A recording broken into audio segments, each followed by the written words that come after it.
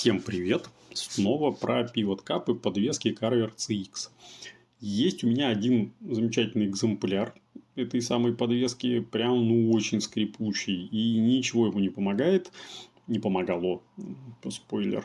Менял на нем бушинги со стандартных на ниппели, смазывал те и другие, пытался оставить сухими те и другие, постоянно смазывал Pivot Cup силиконовой смазкой, которая везде всегда помогала, и тут ничего не помогало, немножечко там проедешь буквально там по полкилометра и опять начинает скрипеть.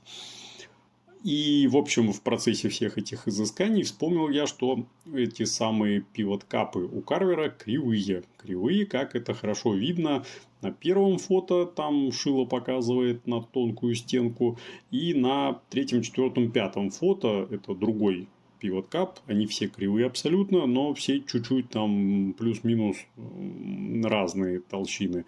Так вот, у третьего, на третьей фотографии этот самый пивот-кап, вот он особо отличившийся, там разница аж в миллиметр, то есть 2 миллиметра самая тонкая сторона стенки и 3 миллиметра самая толстая. Так вот, на той самой скрипучей подвеске Pivot Cup стоял примерно, как это видно на первом фото, потому что это другая подвеска, кстати.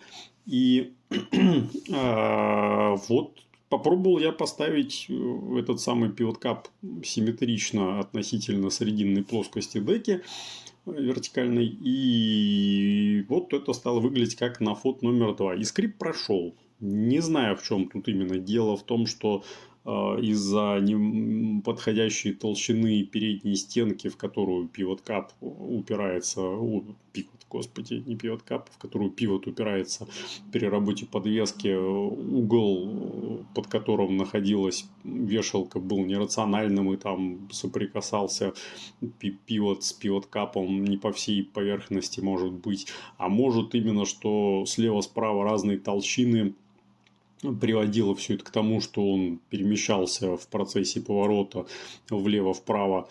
Не знаю, не могу сказать. Но, в общем, суть в том, что как-то... не перемещался, а стоял криво скорее. Нет, перемещался, кстати, да, он там еще и болтаться должен.